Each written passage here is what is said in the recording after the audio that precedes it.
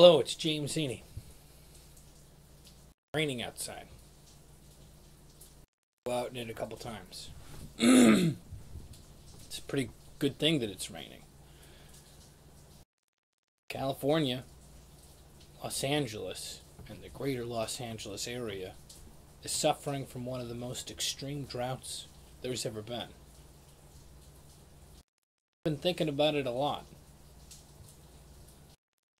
Think about what things I can do to use less water. At first, there was the naive side of myself that thought to myself, well, I'll stop drinking so much water. I think that's the right answer. I'll tell you why.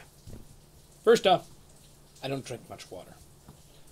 If I'm drinking water, it's only at night, right before I go to sleep.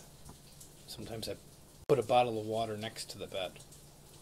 I typically refill a bottle that I've purchased from the store with water that goes through my Brita filter. I was going to stop myself and not get, but you know what? It's too serious to not give out brands. If Brita filters for some reason, you're like, oh, James, use Brita, I'll use Brita. I don't know if it's the right thing. Research it. This is important, right? So, I take Brita water and I put it back into the Smart Water bottle. Now, I like Smart Water better than any other kind of water. It's probably the same thing.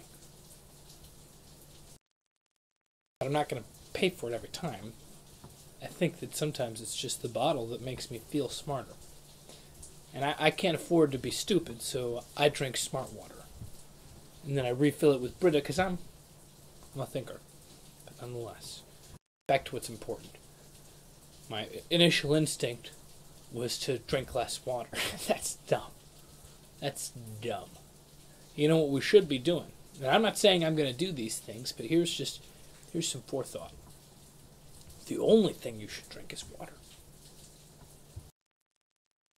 Now, I know you're thinking to yourself, well, then I'm going to be consuming a lot more water, but think about it even harder. Like, I want you to take your brain, I want you to go, and I want you to squeeze a thought out for me, all right? Now, coffee. I'm a huge coffee drinker. I'm a coffee fanatic. When I make coffee, I'm using water, and I'm putting them over coffee grounds. Didn't think about that, did you? Now, think about it a little bit more. Coffee is, I think, considered a diuretic. Now, a diuretic means that it's going to make you lose waters or perhaps other things in your system.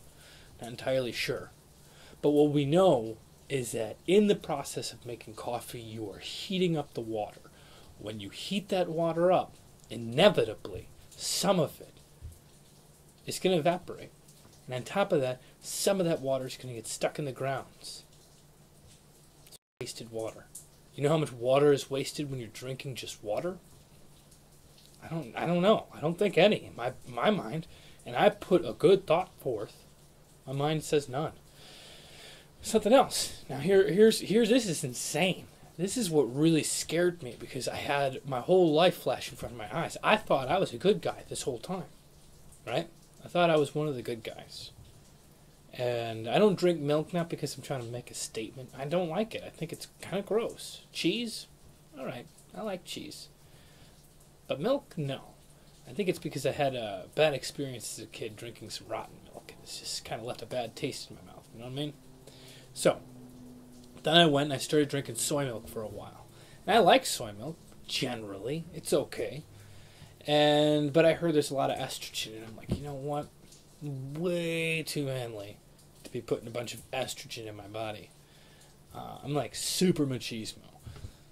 Went on to drink almond milk, which I've heard is good for the prostate. Don't want to get gross, but it's part of the male anatomy. And I'm a man, so I'm thinking to myself, almond milk's good. I've been drinking almond milk exclusively as my creamer of choice. Not in my coffee. I drink coffee black. But if I'm having cereal, if I'm making cream of wheat, if I'm making mashed potatoes, I put almond milk on top to make it creamy. If I'm just wanting something smooth and silky to drink instead of just water or coffee, which I don't know why, I drink almond milk. Now, here's where facts are going to get fuzzy, but instead of focusing on numbers, just think of concept here. To make 1 almond, right, it takes 10 gallons of water. Now, I don't know if it's 10 gallons, but it's an astronomical number. It might be more like 60 gallons. It might be something like 6 gallons. Whatever it is, 1 almond takes a startling amount of water. Now, I did some tests in the other room, and I tried to squeeze an almond to get almond milk out of 1 almond. You know how much I got? Couldn't even see it. I couldn't squeeze it enough to see it. So I'm thinking it takes 10,000 almonds to make 1 jug of almond milk. Now again, probably not exact numbers, but we have to imagine it's astronomical if we just think to ourselves, 1 gallon of almond milk equals X gallons of water, and we don't have water. What am I doing? What kind of monster am I?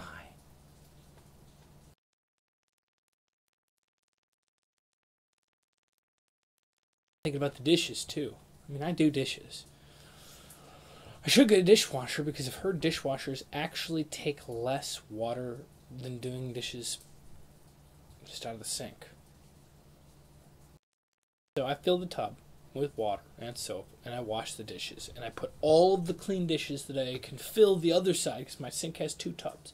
Fill that up. Then I turn the water on, typically full blast. And then I wash 1 dish. So if there's a pot, like a big pot that I cook pasta in, I'll wash plates over that pot and put the plates away. And all the water that is rinsed off of the plates goes into the pot.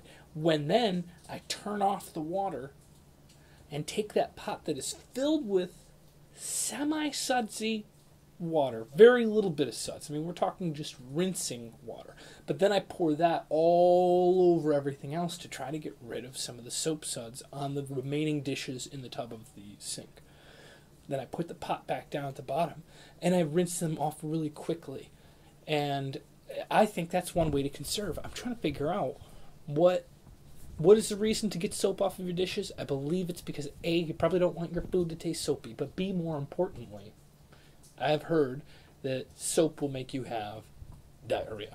I'm not trying to make this gross. We're trying to save the damn world right now. Can we not say something about poo without laughing? We're talking about the earth, right? So nonetheless, drinking soapy water, I've heard, gives you diarrhea. So my question is could I just fill the other sink tub with water and just rinse it off? Will that get enough soap off that I don't have to worry about irritable bowel syndrome or something? Now, I don't know if that's the same thing as just diarrhea. I'm not an expert in irritable bowel syndrome. All I know is that we have to start thinking in California. I'm thinking with our heads. It's raining right now. That's not going to last. At most, it's going to rain 2 days. I don't know. I don't have the answers. The real answer is in desalinization of the ocean. Now, what I've been told is it's extremely expensive to do that. And it leaves behind something called brine, which is like probably, in my mind, salt. Like a really thick, salty liquid. Which, I say shoot it off to space. Let some other planet deal with it. It's probably naive. Then the statement of it being too expensive? It's too expensive to save the world? What the hell are we doing with all this money if we don't have water? If we don't have water, we can't have almond milk. If we don't have water, we can't enjoy coffee. If we don't have water, what are we doing here anyways? So I think that saying it's too expensive is the worst excuse I've heard. What to do with brine? I don't know. That sounds like it's out of my pay grade. I would try to cook it. I would try to cook with it, or like do something with it.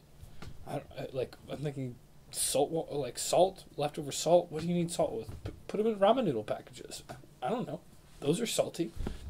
I've never had a problem with how salty those are.